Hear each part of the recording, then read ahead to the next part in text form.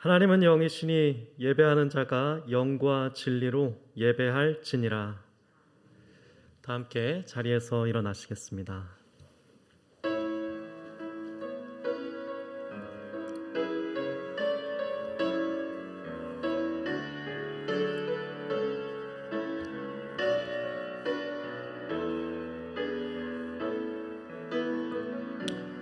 우리 보좌 앞에 모였네. 함께 주를 찬양하며 하나님의 사랑 그 아들 주셨네.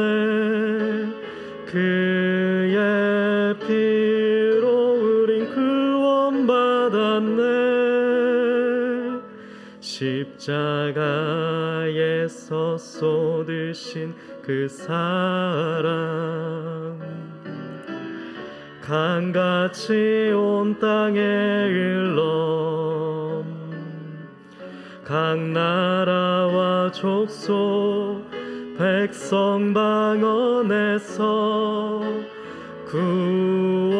구원받고 주 경배드리네.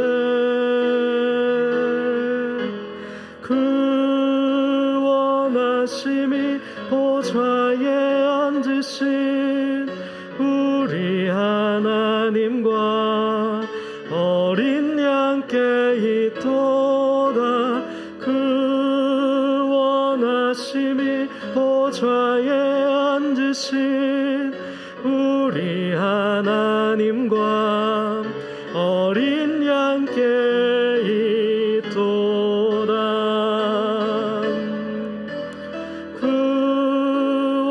구원하심이 보좌에 앉으신 우리 하나님과 어린 양께 있도다. 구원하심이 보좌에 앉으신 우리 하나님과 어린 양께 있도다. 시간 먼저 하나님 앞에 참회의 기도로 나아가시겠습니다. 한 주간의 우리의 행실을 이 시간 돌아보면서 하나님의 긍휼과 자비하심을 구하며 하나님의 십자가의 보혈만을 의지하며 이 시간도 우리를 씻겨주시고 정결케 하시고 하나님이 기뻐하시는 예배자의 모습으로 서서 하나님만 홀로 이 시간 영광 받아달라고 우리 다 함께 참회의 기도로 하나님 앞에 나아가시겠습니다. 살아계신 하나님, 오늘도 이 자리로 우리를 불러주심에 감사합니다. 이 시간도 우리가 어떠한 모습과 어떠한 모양으로 왔든지 하나님 앞에 주의 십자가의 은혜만을 의지하며 나아가는 복된 시간 될 수 있도록 하나님 우리에게 은총을 베풀어 주시옵소서. 우리의 부정한 손과 입술과 하나님 눈과 우리의 행실을 들을 이 시간 모두 하시는 주님께 주님의 그 십자가의 본을 의지하며 나아가오니 우리를 정결하도 깨끗하게 하여 주시고 하나님 속죄하여 주시옵소서. 온전한 하나님만 의지하며 하나님의 은혜만 의지하며 하나님 한 분만을 바라며 나아갈 때 하나님께서 주시는 은총을 누리는 복된 시간 될 수 있도록 하나님 도와 주시옵소서. 다시금 우리를 새롭게 하여 주시옵소서. 다시금 우리를 정결케 하여 주시옵소서. 하나님만 바라보게 하여 주시옵소서. 하나님의 은혜만을 이 시간 온전히 구하며 나아갑니다. 불쌍히 여겨 주시옵소서. 주의 은혜를 베풀어 주시옵소서.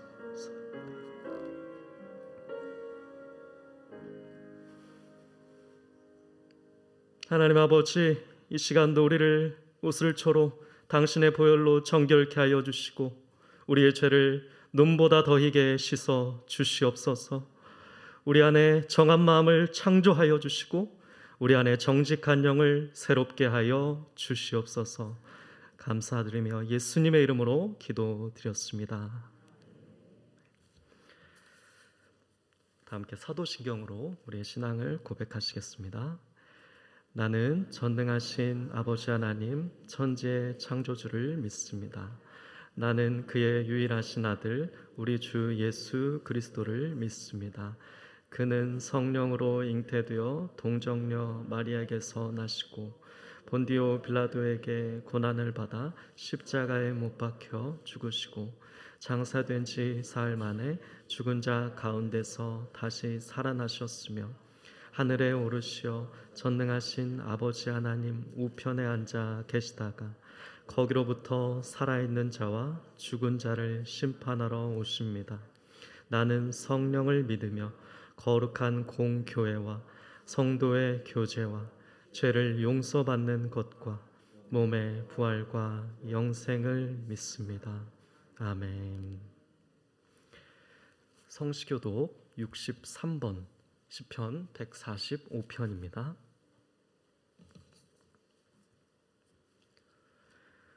왕이신 나의 하나님이여, 내가 주를 높이고 영원히 주의 이름을 송축하리이다.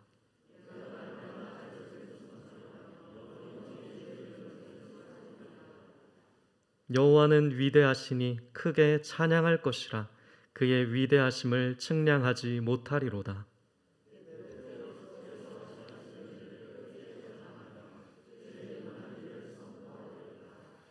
여호와께서는 모든 것을 선대하시며 그 지으신 모든 것에 긍휼을 베푸시는도다.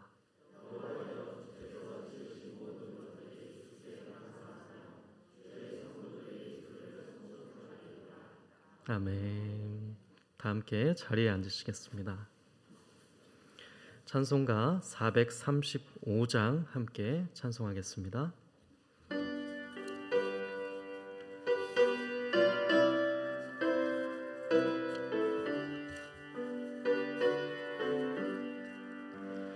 나의 영원하신 기여, 생명보다 귀하다. 나의 갈 길 다가도록 나와 동행하소서. 주께로 가까이 주께로 가오니 나의 갈 길 다가도록 나와 동행하소서. 세상 부귀한 일함과 모든 성에 버리고 험한 길을 가는 동안 나와 동행하소서. 주께로 가까이 주께로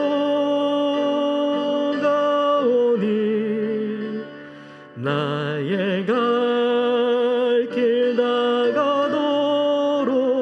나와 동행하소서.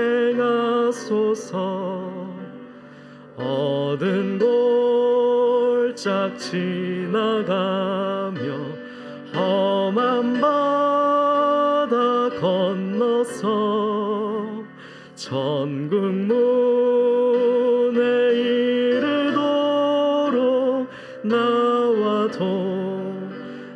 동행하소서. 주께로 가까이 주께로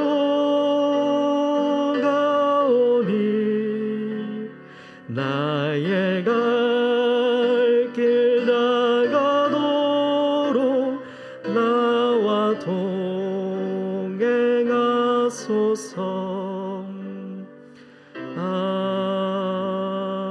아멘.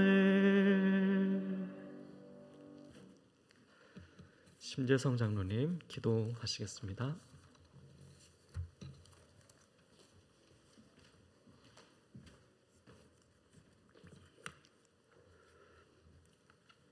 할렐루야. 영광과 찬양을 받으시기에 합당하신 하나님 아버지, 코로나로 인한 두려움을 벗어나 감사함으로 거룩한 주일 하나님 앞에 나와 6월 첫째 주일 예배를 드리게 하시니 감사합니다. 태초에 하나님이 천지를 창조하시라는 말씀에 비추어 볼 때 우리가 하나님께 아무것도 드릴 수 없습니다. 모든 것이 이미 하나님의 것이고 우리가 가진 모든 것이 하나님께로부터 온 것이기에 우리는 오직 아버지 하나님께 온 마음 다해 찬양과 영광을 올려드립니다. 하나님을 모르는 무지함과 하나님이 없다 하는 어리석음에서 교만함에서 온전히 회개하고 돌이켜 모든 주권이 하나님께 있음을 인정하고 하나님의 뜻을 우선으로 생각하는 겸손한 주의 자녀로 서기를 원하오니 우리가 드리는 예배를 받아 주시옵소서.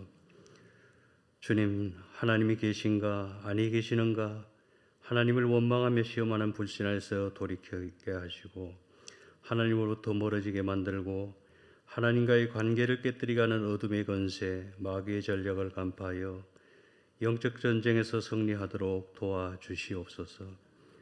수고하고 무거운 짐진 자들아 다 내게로 오라. 내가 너희를 쉬게 하리라고 하신 그렇게 부르시는 하나님 아버지, 육신의 질고로 연약할 때에 아파할 때나 다양하게 겪게 되는 고난 가운데서 내 생각대로 되지 않는 수많은 상황 속에서 우리에게 가장 선한 것이 무엇인지를 아시는 주님께서는 우리 삶을 계획하시고 지금도 우리의 인생을 이끌고 나가심을 신뢰하는 믿음으로 세워 주시옵소서. 십자가 대속의 보혈 그 큰 사랑으로 교회를 세우시고 이제까지 온사랑 교회를 인도하신 하나님 아버지, 오늘 예배를 통해 말씀 앞에 우리를 새롭게 세워주시고 부어주시는 은혜를 따라 순종하며 제자 삼는 공동체, 선교하는 공동체, 치유하는 공동체로 거듭나 그 귀한 사명, 온사랑교회 목회 철학이 넉넉히 감당되도록 역사하여 주시옵소서. 수많은 평신도 지도자를 세우고 온 세상 가득한 함성으로 찬송하는 다음 세대를 준비하기 부족함 없도록 함께 하시고 지역사회를 넘어 열방 가운데 하나님 나라를 넓혀나가는 선한 영향력을 발휘하는 온사랑교회 공동체로 사용하시고 그 신실한 믿음의 수고를 통해 하나님께 큰 영광 올려드리도록 인도하여 주시옵소서. 오늘도 다니엘 세우신 담임 목사님께 영육간 강건함으로 동행하시고 성령 충만으로 기름 부으시어 말씀하시옵소서. 우리가 듣겠습니다. 말씀을 통해 주님은 누구신가, 하나님은 어떠한 분이신가 알기 위해 끊임없이 묵상하며 경외함으로 바라고 믿고 따라감으로 부담감이 아닌 참 자유함으로 기뻐하고 감사하게 하시옵소서. 우리가 주 안에서 거하고 주를 바라보며 기도를 시작할 때에 신속한 응답을 준비하시기를 절개하시는 하나님 아버지, 모든 상황 속에서 합력하여 선을 이루심을 믿사옵고 우리 구주 예수 그리스도의 이름으로 기도하옵나이다. 아멘.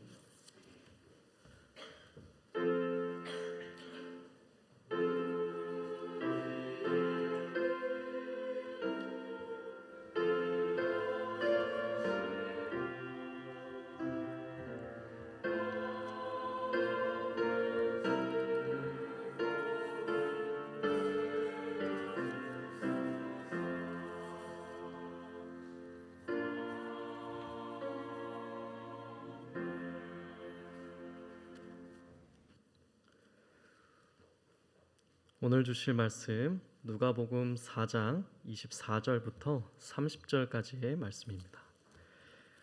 누가복음 4장 24절부터 30절까지의 말씀.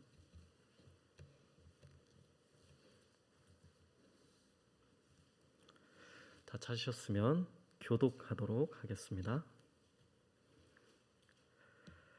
또 이르시되 내가 진실로 너희에게 이르노니 선지자가 고향에서는 환영을 받는 자가 없느니라.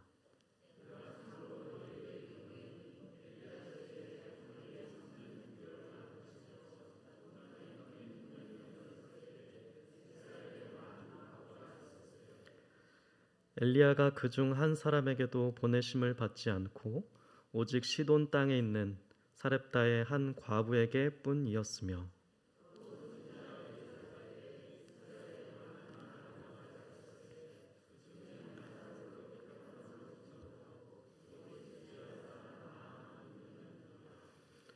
회당에 있는 자들이 이것을 듣고 다 크게 화가 나서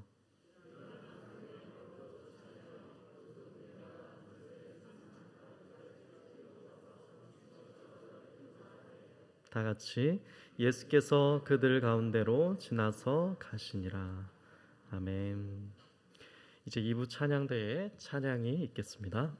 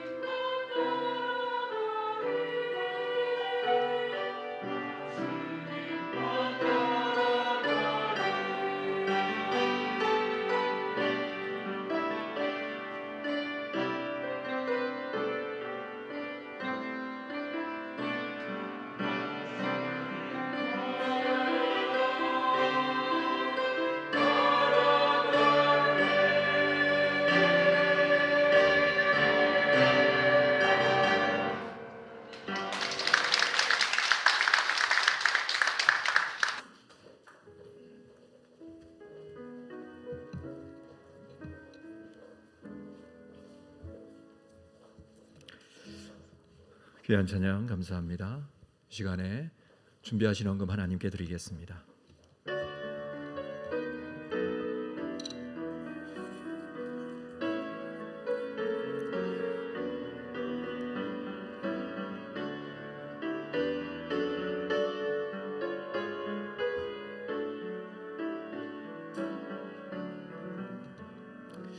거룩하신 아버지 하나님, 귀한 주일 주님 앞에 나왔습니다.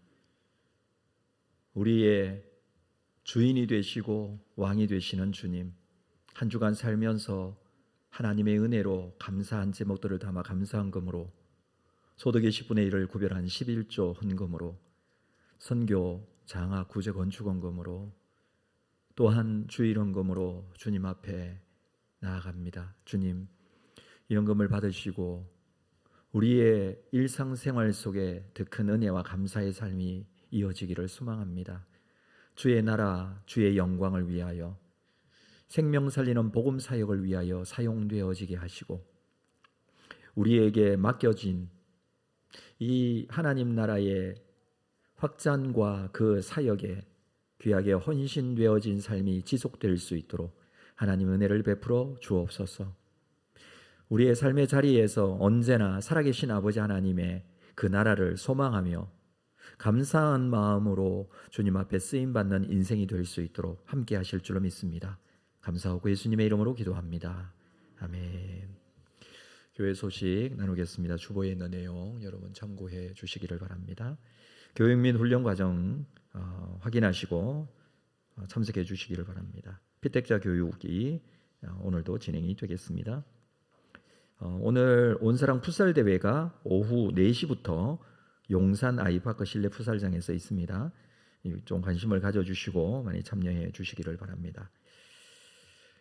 선교 물품 수집을 하고 있습니다. 이건 이번 주 우리 캄보디아의 정재욱 선교사님이 선교 편지에도 나와 있습니다만은 선교 현지에서 지금 주일학교 아이들 또는 제자훈련에 사용되어질 작은 패드 또 이 아이패드 같은 또는 태블릿 PC 같은 이런 용품이 필요합니다. 물론 개인적으로 사용할 수 있는 것이 아니라 우리 한국에서는 잘 쓰지 못하지만 또 오래되어서 작동이 잘 안 되지만 일단 전원이 켜지고 화면을 보여줄 수 있으면 현지에서는 아이들 공부시키는데 되게 유용하게 사용할 수 있다고 합니다.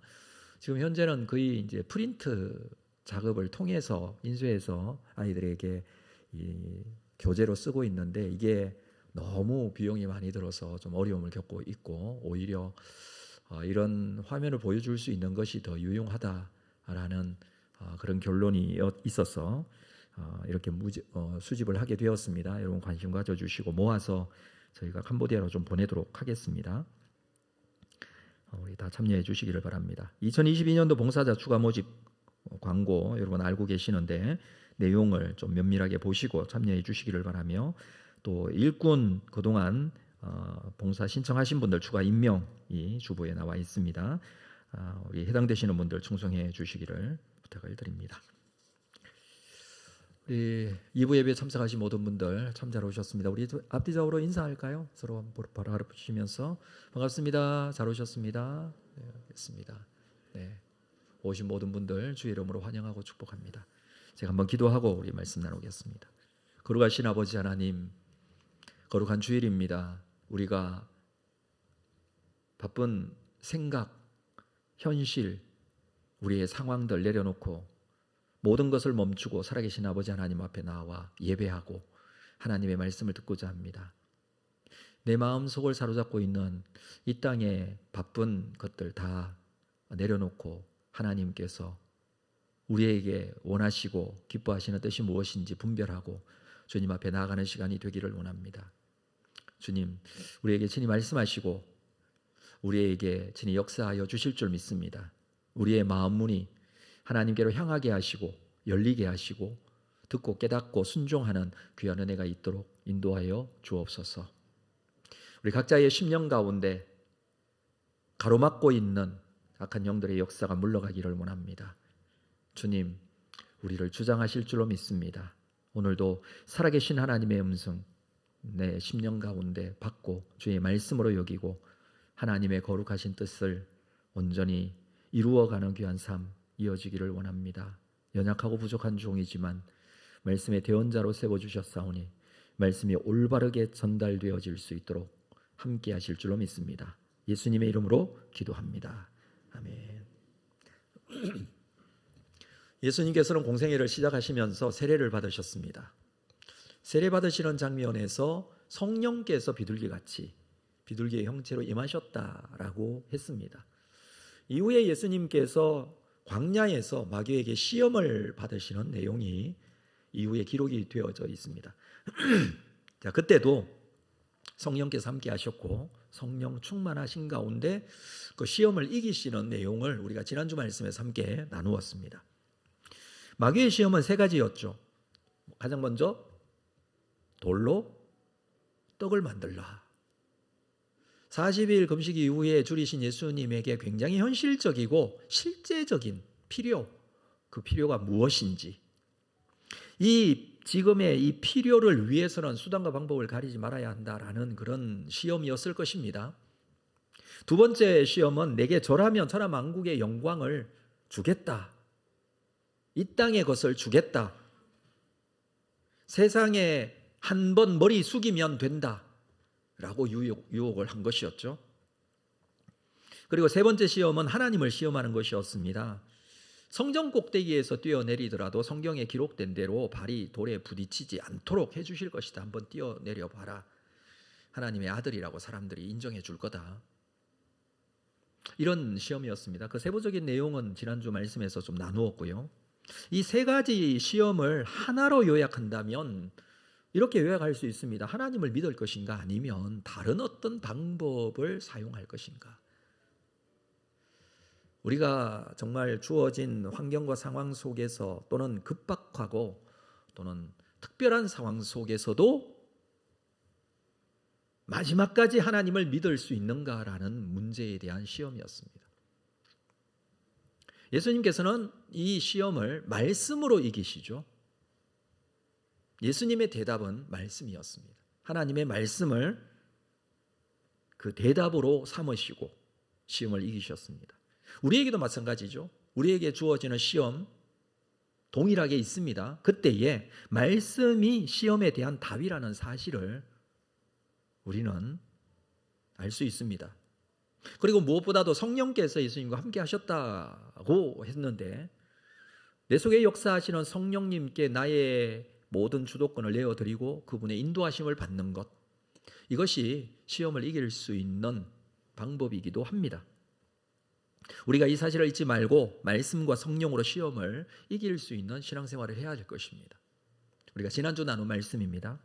이후에 예수님께서는 갈릴리로 가십니다. 자, 14절 말씀을 먼저 한번 볼까요? 오늘 4장 14절, 예수께서 성령의 능력으로 갈릴리에 돌아가시니 그 소문이 사방에 퍼졌고, 본문은 간단하게 이렇게 기록을 하고 있지만 좀 내용이 있습니다. 갈릴리로 돌아가시자 본격적인 복음 사역이 시작되었다라는 것입니다. 예수님께서 자라나신 나사렛이란 동네가 있는 곳이 갈릴리 지역입니다. 예수님의 출생 장소는 베들레헴이지만 예수님은 어린 시절부터 30세가 될 때까지 갈릴리에서, 그리고 갈릴리 나사렛이라는 동네에서 자라셨습니다. 그래서 예수님을 부를 때 호칭이 나사렛 예수라고 하죠. 요세푸스 역사가에 의하면 그 당시 갈릴리 지역에는 204개 정도의 마을이 있었다라고 합니다. 사람들이 엄청나게 많이 살고 있었던 지역이었다. 변방 지역이기는 했지만 그러나 굉장히 사람들이 많이 살고 있었습니다. 이쪽이 교통의 요충지이기도 하고 또는 갈릴리 바다로 인해서 무역이나 상업 이런 것들이 성행했고 살기에 좀 그래도 윤택한 지역이었기 때문에 그렇습니다. 주요 도시가 디베랴, 가버나움, 베세다, 게네사렛 이런 지역들이 있습니다. 이 이스라엘 지방을 그때 당시의 기준으로 본다면 크게 세 지역으로 나눌 수 있는데, 남쪽 예루살렘이 있는 남쪽 지역을 유대 지역이라고 하고요. 그리고 중부 지역, 여기를 사마리아 지역이라고 하고요. 북부 지역 갈릴리 호수를 중심으로 한 그 지역을 갈릴리 지역, 크게 세 지역으로 이렇게 대표해서 나눕니다. 예수님께서 세례를 받으실 때에 이 유대 지역의 요단강 주변, 유대 지역 쪽이죠. 그쪽에서 세례를 받으시고 성령과 함께 하시고 그리고 성령의 인도하심으로 지금은 갈릴리로 가셨다 이렇게 기록을 하고 있습니다. 근데 갈릴리로 돌아가시니 그 소문이 사방에 퍼졌다라는 것은 갑자기 세례받고 돌아오셨는데 소문이 퍼진 게 아니라 그 사이에 내용이 생략되어 있습니다. 돌아오셔서 사역을 하신 거예요. 복음을 전하시고 병든 자들을 고치시고 귀신을 내어 쫓으시면서 사람들에게 자연스럽게 소문이 난 것입니다. 이런 놀라운 역사들이 있었기 때문에 사람들에게 소문이 퍼지게 된 것이었죠. 그 자세한 내용을 15절에서 말해주고 있는데 볼까요? 친히 그 여러 회당에서 가르치심에 뭇 사람에게 칭송을 받으시더라. 여러 회당에서 갈릴리 지역이죠. 갈릴리 지역의 여러 회당에서 말씀드렸습니다만 수백 개의 마을이 있었습니다. 자, 그곳을 다니시면서 여러 회당에서 말씀을 가르치셨습니다. 뭇 사람들에게 칭송을 받으셨습니다. 사람들에게 칭찬을 받으시고 사람들에게 영향력을 끼쳤다라는 것이죠. 자, 그리고 예수님은 고향 나사렛 회당에도 가셨습니다. 16절. 예수께서 그 자라나신 곳 나사렛에 이르사 안식에 늘 하던 대로 회당에 들어가서 성경을 읽으려고 서심해. 나사렛에도 회당이 있었고 그 회당에도 들어가셨습니다. 자, 회당에 들어가셔서 성경을 읽으려고 서셨다라는 표현이 나오는데 회당은 마을마다 모임을 할 수 있는 모임의 장소이기도 했습니다. 그곳에는 앞쪽에 이렇게 강대상과 같이 서서 한 사람이 강연할 수 있도록 되어 있는 곳이 있습니다. 주로 나무 상자 같이 그런 형태를 가지고 있습니다. 자, 그곳에는 성경이 펼쳐져 있는 경우들이 있었습니다. 주로 두루마리 성경이나 아니면 파피루스로 만든 성경입니다. 서심해라고 한 것은 성경을 읽으시려고 서셨다라는 뜻입니다. 이때 읽혀지는 성경은 두 군데 있습니다. 첫 번째는 신명기 말씀이 읽혀졌어요. 쇠마라고 말씀하는 율법의 말씀이 몇 구절 정도 읽혀졌습니다. 왜 신명기냐? 이건 우리 출애굽기, 레위기, 민수기, 신명기가 다 율법의 말씀을 기록하고 있지만 앞에 있는 출애굽기, 레위기, 민수기에 나오는 율법을 종합해서 다시 기록하고 있는 게 신명기 말씀이기 때문에 그렇습니다. 신명기 말씀을 주로 읽었고요. 또 신명기 말씀을 읽고 난 이후에는 선지서 말씀 중에 또 몇 구절을 읽는 것이 예배의 규칙이었고 순서였습니다. 요즘 같으면 성경 봉독하는 시간과 같은 것이죠. 성경 봉독이 필요 없고 그냥 지나가는 순서가 아니에요. 그건 꼭 예배 순서 중에 있어야 될 순서입니다.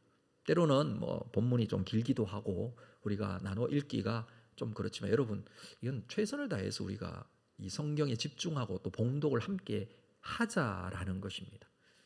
굉장히 중요한 의미가 있습니다. 설교 시간에 다 보는 본문이기는 하지만 하나님의 말씀을 말씀 그대로 함께 봉독하는 순서가 굉장히 중요했습니다. 이게 회당에서도 굉장히 중요했습니다. 예수님께서는 이 성경을 읽으시려고 지금 회당에 들어가 서셨습니다. 당시에 회당 분위기가 상당히 좀 자유로웠다고 합니다. 앞으로 나와서 성경을 읽거나 간증하는 사람들이 특별한 사람이 아니라 아무나 글을 읽을 줄 알면 나와서 성경을 읽었고 또 간증할 줄 할 수 있는 사람이 있으면 나와서 간증을 했다고 합니다. 형제들아 우리 중에 누가 할 말이 있으면 나와서 하시라라고 회당장이나 지도자가 얘기를 하면 네, 제가 오늘은 하겠습니다라고 어떤 사람이 일어나서 나와서 할 수 있었던 그런 분위기였습니다. 오늘도 예수님이 나사렛 회당에 들어가셨는데 그곳에서 말씀을 읽으십니다. 그 말은 예수님이 이렇게 해서 나와서 하나님의 말씀을 선포하신다라는 의미예요. 읽으신 본문의 말씀이 이사야서 말씀이기 때문에 아마 앞 순서에서 어떤 한 사람이 먼저 나와서 신명기 말씀을 읽었던 것 같아요. 추측하면 그렇습니다. 자, 17절 이후에 있는 선지서 말씀을 예수님께서 읽으십니다. 볼까요? 17절 선지자 이사야의 글을 들이거늘 책을 펴서 이렇게 기록된 데를 찾으시니 곧 자, 18절 19절은 같이 한번 읽겠습니다. 한 목소리로 시작. 주의 성령이 내게 임하셨으니 이는 가난한 자에게 복음을 전하게 하시려고 내게 기름을 부으시고 나를 보내사 포로된 자에게 자유를 눈먼 자에게 다시 보게 함을 전파하며 눌린 자를 자유롭게 하고 주의 은혜의 해를 전파하게 하려 하심이라 하였더라. 이사야서 61장 1절 2절 말씀이에요. 이사야서 이 말씀을 예수님께서 찾으시고 피셔서 읽으셨습니다. 그의 내용이 무엇입니까? 성령이 내게 임하셨다. 이것은 가난한 자에게 복음을 전하게 하시려고 성령으로 기름 부어 주신 것이다. 포로된 자에게 자유를, 눈먼 자에게 다시 보게 함을 전파하며 눌린 자를 자유롭게 하려고 나를 보내셨다. 자, 이 말씀 이사야서에 있는 말씀이지만 이 말씀이 곧 메시아로 오신 예수 그리스도 자기 자신에게 해당되는 말씀이기 때문에 이 말씀을 읽으신 거예요. 그리고 이 말씀은 말씀 그대로 선포되어진 것입니다. 다시 말씀드립니다. 주의 성령이 내게 임하셨다. 가난한 자에게 복음을 전하게 하시려고 내게 기름을 부으셨다. 그리스도의 뜻이 기름 부음 받은 자라는 뜻이죠. 성령으로 기름을 부으셨다. 나를 보내셔서 포로된 자에게 자유를, 눈먼 자에게 다시 보게 함을, 눌린 자에게 자유함을 선포하게 하신다. 이건 이 말씀을 읽었지만 이 말씀을 읽는 것 자체가 예수님께서 하시는 사역을 선포하고 계시는 겁니다. 나사렛 회당에서 예수님이 가져오신 하나님 나라의 복음을 선포하고 있습니다. 자, 20절 볼까요? 책을 덮어 그 맡은 자에게 주시고 앉으시니 회당에 있는 자들이 다 주목하여 보더라. 사람들이 충격을 받은 겁니다. 예수님이 선포하시는 선지서의 말씀을 그대로 읽으시는 그 내용을 듣고 나서 사람들이 예수를 주목하여 봅니다. 예수님이 이렇게 말씀하십니다. 21절 이에 예수께서 그들에게 말씀하시되 이 글이 오늘 너희 귀에 응하였느니라. 이 글, 이 말씀 그대로 성취되어졌다. 어떻게 성취되어져요? 예수의 오심으로 인하여 포로된 자에게 자유, 눈먼 자에게 다시 보게 함, 눌린 자를 자유롭게 하는 이 메시아의 사역이 성취되어졌다. 그렇죠? 예수의 오심은, 메시아의 도래는 하나님께서 구약의 선지자를 통해서 예언하신 이 말씀이 그대로 이루어지는 겁니다. 그것이 너희 귀에 응하였다라고 합니다. 예수를 통해서 성취되어질 것이다라는 복음을 선포하고 있는 내용이죠. 자, 그런데 이것에 대한 사람들의 반응을 한번 보겠습니다. 22절 말씀도 함께 읽겠습니다. 22절 시작. 그들이 다 그를 정언하고 그 입으로 나오는 바 은혜로운 말을 놀랍게 여겨 이르되 이 사람이 요셉의 아들이 아니냐. 사람들이 그 은혜로운 말을 놀랍게 여깁니다. 당연히 이스라엘 백성들의 입장에서는 이 말씀, 이사야서 61장의 말씀을 알아요. 이사야 선지자가 누군지도 알아요. 언제 이 말씀이 선포되었는지도 알아요. 이 말씀이 은혜로운 말씀인 줄 알아요. 그렇죠? 그래서 사람들이 이 은혜로운 말을 놀랍게 여기고 있습니다. 그런데 그 뒤에 나오는 내용이 이 사람이 요셉의 아들이 아니냐라고 합니다. 왜 이 이야기를 할까요? 이곳이 나사렛이기 때문에 그래요. 자, 지금까지 갈릴리의 여러 회당을 다녔습니다. 수백 개의 회당들이 있었다고 말씀드렸고 그 회당마다 가서 말씀을 가르치셨습니다. 사람들이 칭송했습니다. 말씀에 영향을 받았다는 뜻이죠. 근데 나사렛에 있는 회당에 왔을 때 나타나는 반응, 그건 이 사람이 요셉의 아들이 아니냐, 내가 아는 사람이다라는 거예요. 어릴 때에 어떻게 자랐는지 다 안다라는 것입니다. 요셉의 아들이냐 아들이 아니냐, 이건 내가 그 아버지 아는데 이 뜻이에요. 요한복음에 보면 예수님께서 말씀하실 때 이런 반응들이 있었던 적이 있었습니다. 요한복음 6장 41절에 자기가 하늘에서 내려온 떡이라 하심으로 유대인들이 예수에 대하여 수군거려 42절 이르되 이는 요셉의 아들 예수가 아니냐. 그 부모를 우리가 아는데 자기가 지금 여기 어찌하여 하늘에서 내려왔다 하느냐. 예수님께서 생명의 떡에 대한 말씀을 하세요. 하늘에서 내려온 생명의 떡이다. 예수님이 하늘에서 내려온 생명의 떡이다. 예수님이 주시는 이 말씀이 우리의 생명의 양식이 된다라는 뜻이죠. 비유로 말씀하시는데 유대인들은 뭐라고 합니까? 이 사람 내 아버지도 알고 엄마도 알고 어디서 살았는지도 아는데 지금 무슨 소리 하는 거냐? 지가 하긴 하늘에서 내려왔다고 말하는 게 말이 되냐? 지금 이렇게 말하고 있는 거예요. 예수님께서 당시에 이 상황을 두 가지 격언을 들어서 말씀을 하십니다. 두 가지 격언을 들어서 말씀합니다. 23절에 보니까 의사야 너 자신을 고치라 하는 속담, 의사야 너 자신을 고치라 하는 속담을 들어서 말씀을 하십니다. 여러분, 의사가 사람들의 병을 고치는 사람이기도 하죠. 그런데 그 의사가 자기가 고치는 병 그대로 자기가 그대로 들렸다고 생각을 해보십시오. 그러면 환자가 어떻게 생각하십니까? 아이고, 의사가 자기 병이나 좀 잘 돌보지, 이런 생각할 수 있다는 것이죠. 그게 하나의 격언, 어때 사람들이 얘기하는 내용이에요. 자기의 병이나 잘 돌보지. 나사렛 예수를 아는 사람들이 난 이 사람 아는데 지금 무슨 복음을 전한다고, 무슨 말씀을 가르친다고, 지금 그 의미예요. 그리고 두 번째 격언은 뭐냐 하면 오늘 24절부터 우리가 말씀을 읽었습니다마는 24절을 볼까요? 또 이르시되 내가 진실로 너희에게로는 이 선지자가 고향에서는 환영을 받을 자가 없느니라. 선지자가 어떤 사람입니까? 하나님의 말씀을 받아서 전하는 자예요.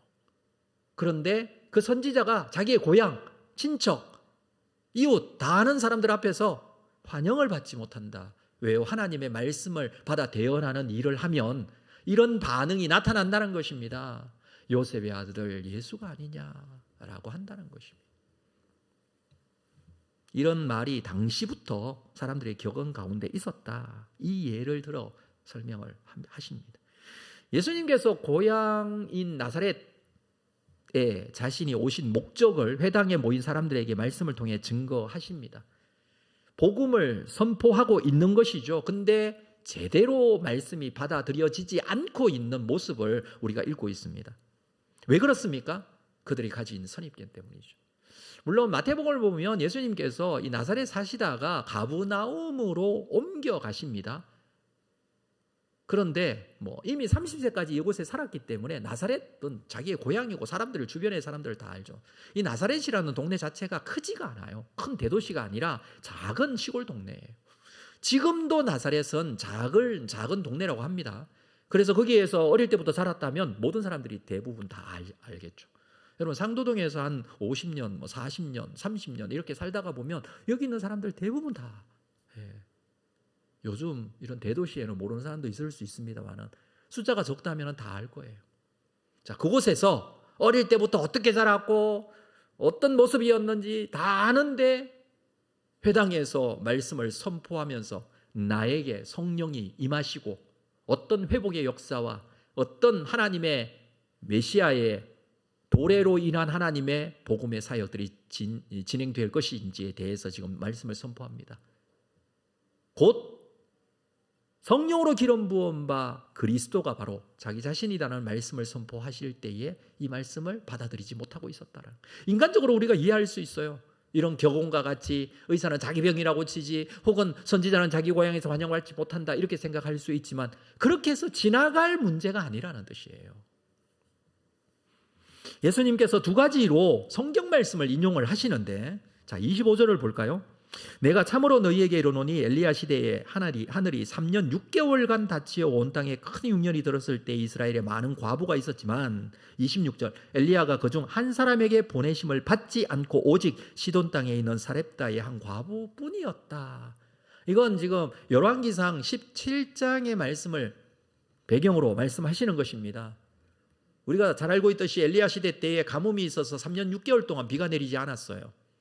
이때에 엘리야가 피한 곳이 그릿 시냇가라는 곳이었습니다. 거기서 까마귀가 물어다 주는 떡과 고기를 가지고 살고 있었는데 이 그릿 시내도 다 말라버렸어요. 하나님께서 이 엘리야 선지자를 시돈 땅에 있는 사르밧 과부에게 보내십니다. 시돈 땅은 이방 땅이에요. 이스라엘이 아니라 이방 나라에 있는 사르밧 과부. 근데 오늘 본문에서는 사렙다라고 하는데 이건 헬라어 음력이에요. 신약은 헬라어로 기록되어 있기 때문에 헬라어로 번역해서 표기한 게 사렙다입니다. 같은 지역이에요. 자, 이곳에 하나님께서 엘리야를 보내시고 그곳에서 무슨 일이 있습니까? 기름과 밀가루가 떨어지지 않고 계속 나오게 되는 기적이 있어서 그 가정이 구원을 받지 않습니까? 심지어는 그 아들이 병들어 죽게 되었는데 엘리야가 하나님께 기도하여서 그 아들이 다시 살아나게 되는 그런 기적도 경험합니다. 한마디로 말해서 이 어려운 때, 이 가뭄의 때, 먹고 살 것도 없는 이 상황에서 하나님께서는 엘리야를 시돈 땅에 있는 사람과 과부에게 보내셔서 그 가정을 구원하셨다라는 내용이에요. 자, 두 번째 예, 27절을 볼까요? 또 선지자 엘리사 때에 이스라엘에 많은 나병 환자가 있어서되 그 중에 한 사람도 깨끗함을 얻지 못하고 오직 수리아 사람 나만뿐이었다. 엘리사 시대에 엘리사가 나만 장군을 그 나병에서 깨끗하게 치료해 주는 장면 여러분 잘 알고 계시죠? 근데 수리아가 어디입니까? 이스라엘의 적대국이에요. 당시에 수리아는 강대국이었기 때문에 이스라엘에는 굉장히 위협적인 그런 나라였습니다. 이방 나라예요. 거기에 장군입니다. 근데 이 사람이 나병에 걸렸고 엘리사를 찾아오죠. 엘리사가 이렇게 얘기합니다. 요단강에 가서 7번 몸을 씻어라. 그래서 나만 장군이 이 엘리사의 말대로 7번 몸을 씻고 어떻게 돼요? 깨끗하게 나음을 얻어요. 지금 본문의 내용, 예수님께서 말씀하시는 내용은 이스라엘에게도 나병 환자가 너무나 많았지만 그 사람들이 아니라 이방의 장군이었던 수리아 장군 나만이 깨끗함을 입었다. 자, 이 말씀을 해주시는 이유가 뭡니까? 복음은요, 이스라엘에게만 있는 게 아니에요. 복음은 유대인들만 구원하는 게 아니에요. 복음은 이방의 모든 민족에게까지 구원되어지는 복음의 역사다라는 것을 지금 말씀해 주는 거예요. 회당에 있던 사람들이 예수님의 이 말씀을 듣고 어떻게 합니까? 그를 낭떠러지까지 끌고 갑니다. 그리고 밀치려고 합니다. 자, 28절 볼게요. 회당에 있는 자들이 이것을 듣고 크게 화가 나서 일어나 동네 밖으로 쫓아내어 그 동네가 건설된 산 낭떠러지까지 끌고 가서 밀쳐 떨어뜨리고자 하되, 밀쳐 죽이려고 합니다.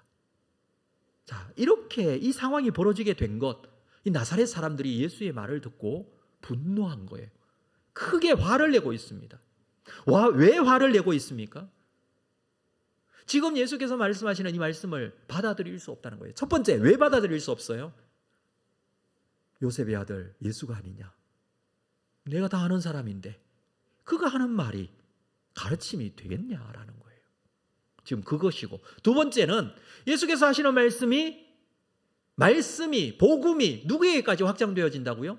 이방인들께까지. 유대인이 아니라 오히려 이방인까지. 유대인들이어도 말씀을 받아들이지 않으면 구원을 받을 수 없고, 이방인이어도 하나님께서 보내셔서 선지자를 보내셔서 구원하시고자 하신다면 사렙다 과부를 구원하시고 나만 장군을 구원하시듯이 하나님께서 구원하신다라는 내용이에요. 이걸 듣고 분노하고 있는 것입니다. 하나님의 은혜가 이방 사람들에게 임하게 된다는 것 자체가 받아들일 수 없는 내용이라는 뜻입니다. 자신들의 영적 수준을 낮게 평가한 것에 대한 분노이기도 합니다. 그래서 예수를 낭떠러지에 밀어뜨려 죽이려고까지 하고 있습니다. 여러분, 후에 예루살렘에서 이런 일이 있었죠. 십자가에 못 박히기 전에 상황이 이랬습니다. 유대인들이 예수를 십자가에 못 박게 하기 위하여 종교 지도자들까지 함께 합세하여 예수를 죽이려고 하는 그런 내용, 지금 같은 모습이에요. 나사렛에도 이 사건이 일어나고 있다는 것입니다. 예수님은 복음을 온전하게 전하셨어요. 구원은 유대인들에게만 있는 것이 아니라 온 세상 모든 이들에게 임하게 될 것이다 라고 선포하고 계신 것입니다. 이 선포하는 예수님의 말씀에 나사렛 사람들이 분노한 것이었죠. 그런데 예수님께서는 30절에 보니까 예수께서 그들 가운데로 지나서 가시니라 이렇게 기록을 하고 있어요. 이 본문을 계속 보았습니다. 이게 무슨 뜻일까? 굉장히 간단하게 기록을 하고 있는데 왜 이렇게 기록했을까?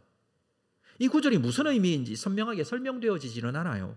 누가는 이렇게 기록함으로 인해서 예수님이 어떤 방법으로 무리를 뚫고 지나가셨는지에 대해서는 설명하지 않아요. 무슨 하늘에서 번개가 쳤다든지 뭐 벼락이 떨어졌다든지 아니면 사람들이 마음이 어떻게 바뀌었다든지 뭐 이렇게 뭐 자세하게 기록하지 않고 그냥 사람들을 지나서 가시니라 이렇게만 기록을 하고 있어요. 한번 보십시오. 지나서 가셨다. 료마이라는 단어인데 이 단어의 뜻은 목적지를 향한 예수님의 전진을 의미하는 단어예요. 그러니까 목적지를 향해서 가셨다라는 뜻이에요. 지금 상황이 어떻습니까? 주변에 방해하고 죽이려고 하고 이런 사람들이 여기까지 끌고 왔잖아요. 이 낭떠러지까지 예수를 끌고 왔잖아요. 근데 예수님은 그들을 지나서 가셨다. 이건 무슨 뜻이냐 하면 예수님께서 기적을 베푸신 거예요. 성령께서 놀라웁게 역사하신 거예요. 어떻게 하셨는지에 대해서는 기록하지 않지만 하여튼 이 상황에서 이들을 지나가실 수 있는 것은 예수님의 기적이에요. 근데 우리가 기적을 볼 게 아니라 누가는 그 기적을 지금 설명하고자 하는 게 아니라 지나서 가셨다라는 것을 강조하고 있다는 것입니다. 여러분, 예수님 앞에 지금 방해가 있습니다. 죽이려고까지 하는 그런 방해가 있어요. 근데 예수님이 하셔야 될 일은 무엇입니까? 예수님이 하셔야 될 일은요, 기적을 베풀고 사람들을 고치고 귀신을 쫓아내는 것 굉장히 중요한 일이에요. 그러나 예수님이 하셔야 될 일은요, 마지막 예루살렘에서 십자가를 지시고 죽으시는 게 예수님이 하시는 일이에요. 이 일을 위해서 지나가시는 거예요. 저는 이것을 그냥 지나갔다고 그렇게 읽었습니다. 무엇 때문에? 사명 때문에. 해야 될 일 때문에. 해야 될 일이 뭔가요? 십자가에 죽으시고 사람들을 구원하시는 일이에요. 이게 사명이에요. 사람에게는 누구나 다 사명이 있습니다. 우리 각자 개인에게도 마찬가지예요. 우리가 하나님 앞에 감당해야 될 일이 있고 맡겨주신 사명과 직분이 있어요. 그걸 감당하기 위해서는 때로는 지나가야 돼요. 그 문제에 함몰되어지고 그 문제에 집중되어지고 물론 그 문제가 기적적으로 해결되어지고 막 놀라운 기적이 나타나고 사람들이 더 놀라고 사람들이 그를 드디어 이제야 비로소 알아봤다 뭐 이렇게 성경을 기록할 수도 있겠지만 더 중요한 것은 하나님께서 맡겨주신 사명을 위해서 지나가야 할 때가 있습니다. 사랑하는 성도 여러분, 우리는 때로 코로나도 지나가야 돼요. 나에게 맡겨진 일을 감당하고 또는 주께서 맡겨주셔서 감당하려고 하신 일을 감당하기 위해서 나를 방해하는 것들 때로는 지나가야 될 때가 있습니다. 이게 사명 감당자의 모습이에요. 예수님께서는 그것을 우리에게 보여주고 계시고 누가는 이것을 정확하게 기록해 주고 있습니다. 그때까지 앞으로 간다고 생각해야 되죠. 주님께서는 그렇게 사명을 감당하셨습니다. 또 하나 말씀을 마무리하면서 좀 생각해야 될 것이 있는데 우리는 하나님의 말씀을 어떤 태도로 들어야 내게 은혜가 되는가라는 것을 좀 생각해 보고자 합니다. 말씀을 어떤 태도로 들어야 될까요? 내 앞을 가로막는 편협한 생각이나 선입견, 하나님의 말씀을 올바르게 받지 못하게 하는 것들이 충분히 많이 있습니다. 나사렛 사람들에게는 이것이 무엇이었을까요? 그것은 어릴 때부터 자라났던 그 지역에서 예수님께서 말씀을 선포하실 때에 어릴 때부터 내가 아는 사람이다라고 했던 선입견이었습니다. 그래서 선지자가 고향에서 환영을 받지 못하듯이 예수님은 나사렛 사람들에게 환영을 받지 못했습니다. 갈릴리 여러 회당에서 말씀을 전하실 때에는 사람들이 칭송했지만 유독 나사렛에서는 오히려 죽이려고까지 하고 있습니다.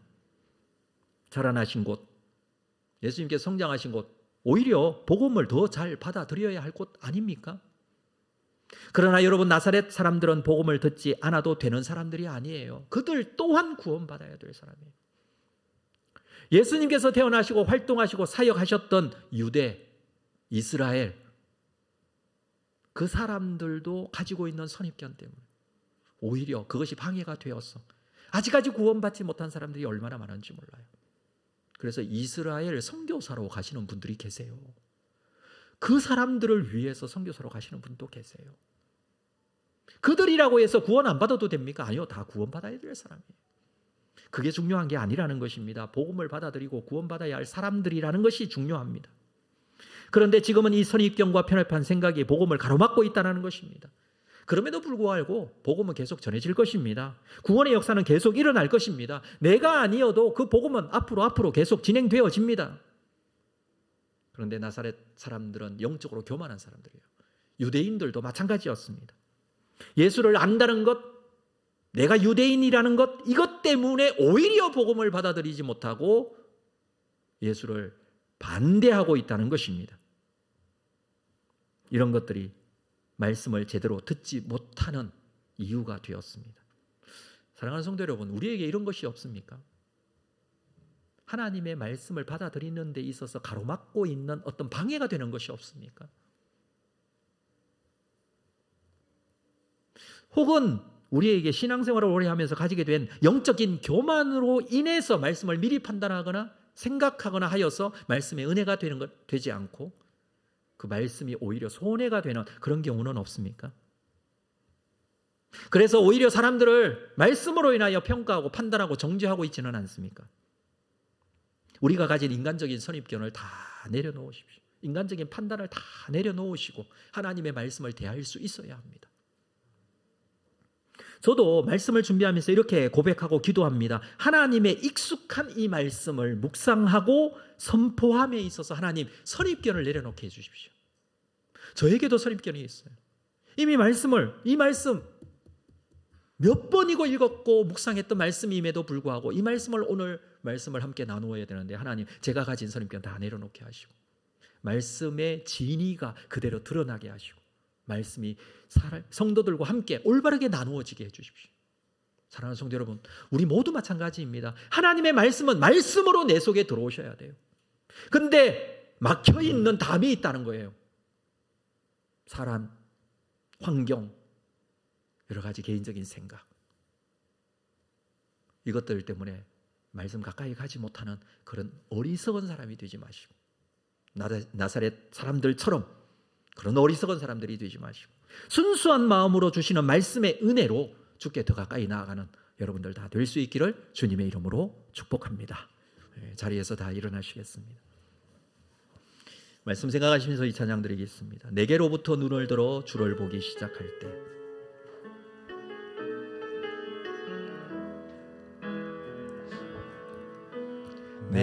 내게로부터 눈을 들어 주를 보기 시작할 때 주의 일을 보겠네. 내 작은 마음 돌이키사 하늘에 꿈꾸게 하네. 주님을 볼 때 모든 시선을 주님께 드리고 살아계신 하나님을 느낄 때 내 삶은 주의 역사가 되고 하나님이 일하기 시작하네. 성령이 나를 변화시켜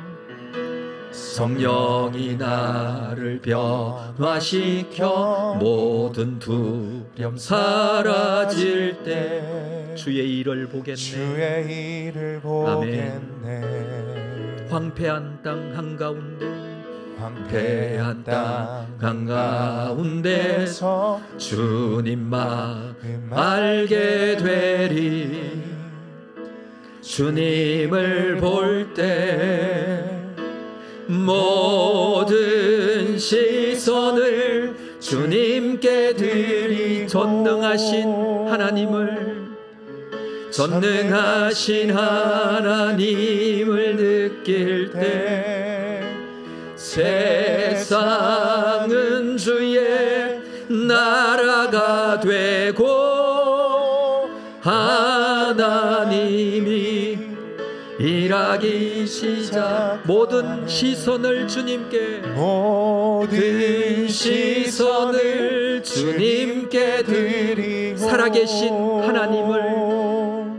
살아계신 하나님을 느낄 때 내 삶은 주의 역사가 되고 하나님이 일하기 시작하네. 아멘. 이 시간에 우리가 말씀을 생각하시면서 함께 기도로 나아가겠습니다. 두 가지 기도의 제목입니다. 첫 번째, 하나님께서 우리에게 맡겨주신 사명 감당하기 위하여 지금 이 순간을 지나가야 한다는 것입니다. 그게 함몰되어지고 그 문제에 빠져버리는 것이 아니라 이것 또한 지나가는 것입니다. 하나님께서 우리에게 성령으로 함께 하실 것입니다. 두 번째 기도의 제목, 우리가 주님의 뜻을 알기 위하여 내가 가진 선입견들 내려놓고 내가 가진 판단력 다 내려놓고 주님을 바라볼 수 있고 주님의 말씀을 볼 수 있는 귀한 은혜가 나에게도 있도록 인도하여 달라고 우리 두 가지 기도의 제목을 가지고 함께 하나님께 나아가도록 하겠습니다. 같이 기도하겠습니다. 하나님 아버지, 오늘도 주신 이 말씀을 다시 한번 붙들고 주님 앞에 나아갑니다. 하나님, 이 사명 감당하기 위하여, 이 직분 감당하기 위하여 주께서 주신 놀라운 은혜의 삶 우리에게도 이어지기를 원합니다. 주님, 지나가게 하여 주시옵소서. 지나갈 수 있는 믿음과 능력을 더하여 주시옵소서. 하나님 아버지, 우리에게 하나님의 말씀을 주셨습니다. 말씀을 말씀으로 받아들이고 우리의 선입견들을 내려놓고 나의 판단을 내려놓고 하나님의 말씀의 은혜가 내 가슴 속 깊이 들어올 수 있는, 가득 채워지는 귀한 은혜가 있도록 하나님 함께 하시고 인도하여 주시기를 원합니다. 이 은혜의 삶으로 우리를 주장하여 주시옵소서. 이 은혜의 삶으로 우리를 인도하여 주시옵소서. 하나님 앞에 더 가까이 세워지는 귀한 은혜가 있도록 하나님 함께 하시고 인도하여 주시옵소서. 주의 사랑의 능력이 나를 사로잡고 나를 인도해 주실 줄로 믿습니다. 믿음 가운데 서게 하여 주옵소서. 지금은 우리 주 예수 그리스도의 은혜와 하나님 아버지의 극진하신 사랑하심과 성령님의 교통위로 함께 역사하심이 나에게 주신 말씀의 은혜의 능력으로 이 땅 가운데 살아가면서 선입견을 버리고 주의 말씀에 순종하며 주의 뜻을 이루기를 소망하는 귀한 믿음의 사람으로 서기를 원하는 우리 모든 성도들 심령 위에 지금으로부터 영원토록 함께 있을지어다.